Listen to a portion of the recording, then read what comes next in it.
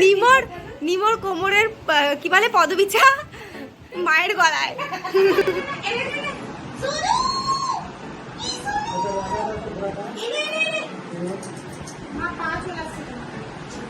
Video করার পরে এই হচ্ছে অবস্থা। এই এখন অবাধে ঘুরে বেড়াচ্ছে যেখানে সেখানে। গুড মর্নিং, তুমি ঘুনু করে উঠে বসে আছো? Happy 8 month birthday Sonu. কি দেখছো তুমি দরজার দিকে? কি দেখছো? দিদান কাজ করছে। সোনা ও মামাম, মামাম গুড মর্নিং বলে দাও, গুড মর্নিং বলে দাও একটুখানি। তোমার স্মাইলিটাই তো good morning. Happy 8 month birthday মামাম। মামাম ও মামাম, কি দেখছো তুমি? নিজেকে দেখছো? নিজেকে দেখছো?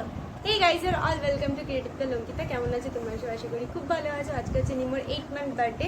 এখন বাজছে বেলা 1:30 থেকে ব্লগ স্টার্ট করছি। সকালবেলা শুরু করেছিলাম ব্লগ, কিন্তু তারপর থেকেই ম্যাডামের পেছনে এটা সেটা করতে করতে ফাইনালি এখন 1:30 বাজে। ওরও স্নান হয়ে গেছে, আমারও স্নান হয়ে গেছে, ফ্রেশ হয়ে গেছি। ম্যাডাম আজকে একদম পুরো ছড়িয়েছিলেন, তাই তো স্যার?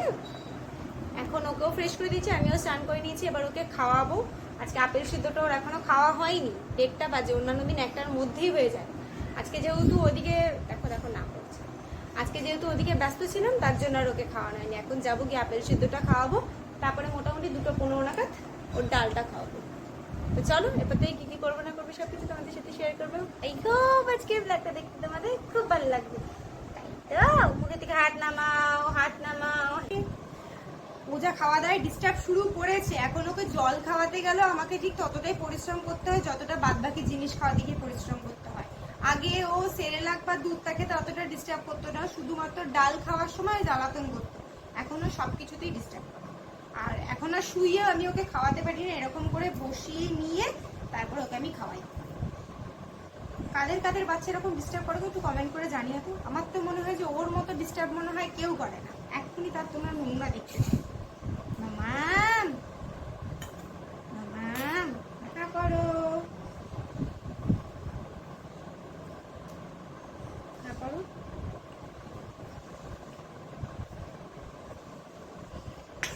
এই আসছে। আজকে মনে হচ্ছে ক্যামেরা অন করে খাওয়াচ্ছি বলে মনে হচ্ছে কোনো ডিস্টার্ব করছে না। তাহলে তো এবার থেকে প্রতিদিনই ক্যামেরা অন করেই খাওয়াতে হবে।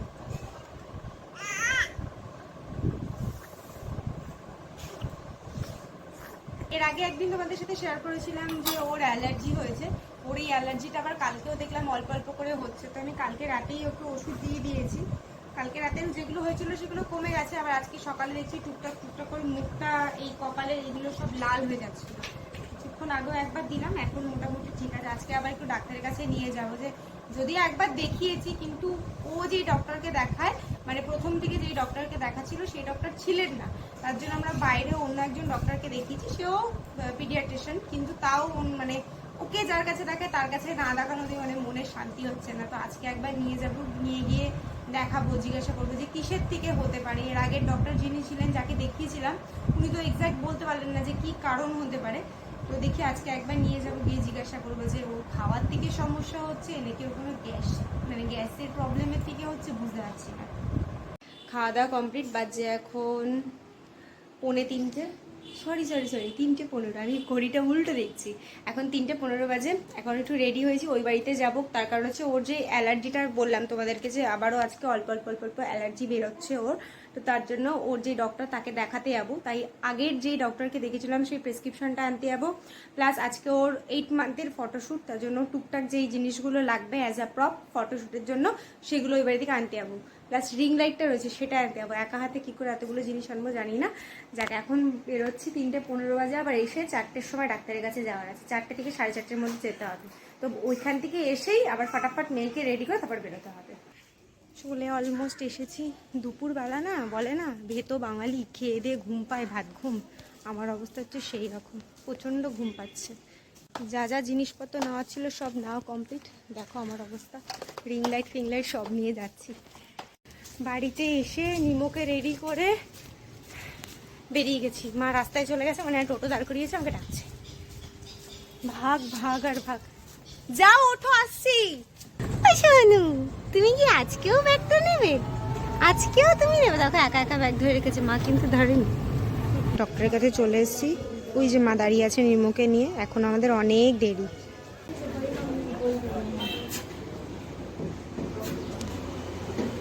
ভেতরে গিয়ে কান্না কাটি, অন্য ধরলেই ব্যাস এই শুরু হয়ে গেছে রেশ, এখনো কাটেনি। বলে আমাদের ডাক্তার দেখানো হয়ে গেছে, আমরা বাড়ি যাবো। শোনু শোনু বলো টাটা বাই বাই ডাক্তারখানা। ডাক্তার বলেছিল 4টের সময় আসতে, আমাদের 71-এ নাম ছিল, সেখানে আমরা 4:45 এসেছি, তাও প্রায় 1 ঘন্টার কাছাকাছি দাঁড়াতে হলো। তারপরে ভাগ্যিস 4:45 এসেছি, নাহলে তো 2 ঘন্টা দাঁড়িয়ে থাকতাম।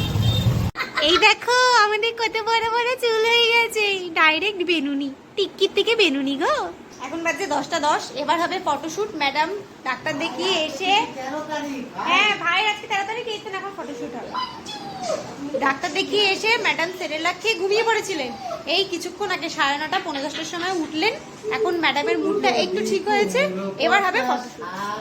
আমাদের সেই স্বনামধন্য নীল ব্যাকগ্রাউন্ড, এই একটাই ব্যাকগ্রাউন্ড আছে, নীল আর সাদা, আর কিছু নেই। হয় শাড়ি দিয়ে হয়, বাট অতটা ভালোবাসি এই দুটো পর্দা দিতে হবে নাকি একটা পর্দা দিয়ে হয়ে যাবে? বেশি তো লাগবে না, পিসটা তো খালি রয়েছে, তো অতটা তো তোর ক্যামেরা আসবে না। না এই ব্যাগ ভর্তি জিনিসপত্র। আজকে থিম হচ্ছে ড্রয়িং।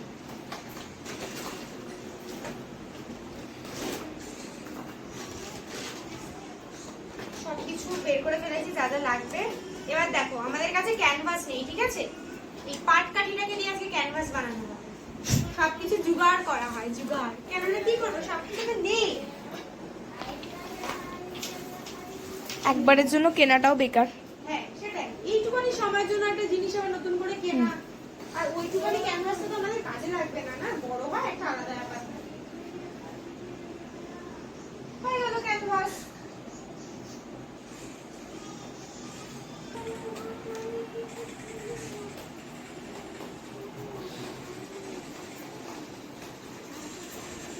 আমাদের সময় যদি এগুলো থাকতো কি ভালো হতো, তাই না বল?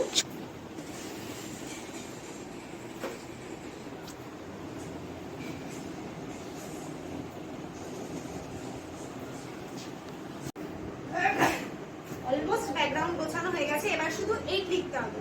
কিন্তু এটা দিয়ে 8 কি লেখা যাবে? হ্যাঁ নাকি ওই মোম রংটা দিয়ে 8 0 করে লেখ, অনেক বড় হয়ে যাবে। আজকের ব্যাকগ্রাউন্ড রেডি হয়ে গেছে, এবার আমার ম্যাডামকে রেডি করার পালা। এই দেখো নিমো রেডি হয়ে গেছে, আর এই দেখো নিমোর কোমরের কি বলে পদবিছা মায়ের গলায়। এই শানু, ওই আমার ও আবার হাত দিয়ে দেখলো রে। হ্যাঁ ওটা আমার জিনিস, আমার বাবার জিনিস, ওর না, ওর বাবার।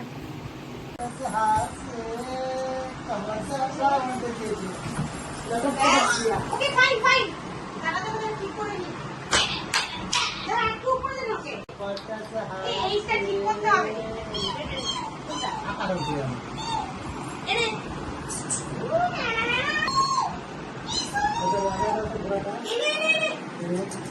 মা পা চলে আসছে।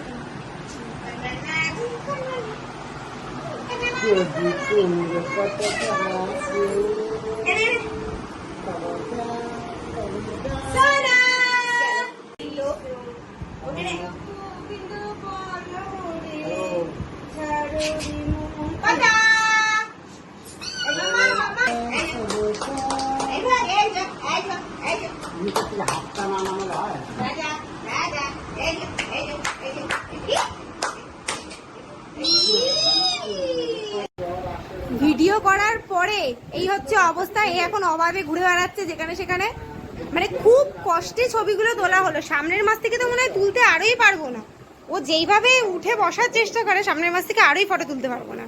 এখানে বাবা হয়েছে হিউম্যান স্ট্যান্ড, মা রূপসা, ওরা সবাই আর কি ওকে এন্টারটেইন করছিল, আর ভাই ভিডিও করে দিচ্ছিল। এ মা এ কি রূপসা এখানে নিজের মতো করে গোছাতে শুরু করে দিয়েছে। বাবা এখনো কথা বলছে, তাই রিং লাইট ধরে রেখে দিয়েছে।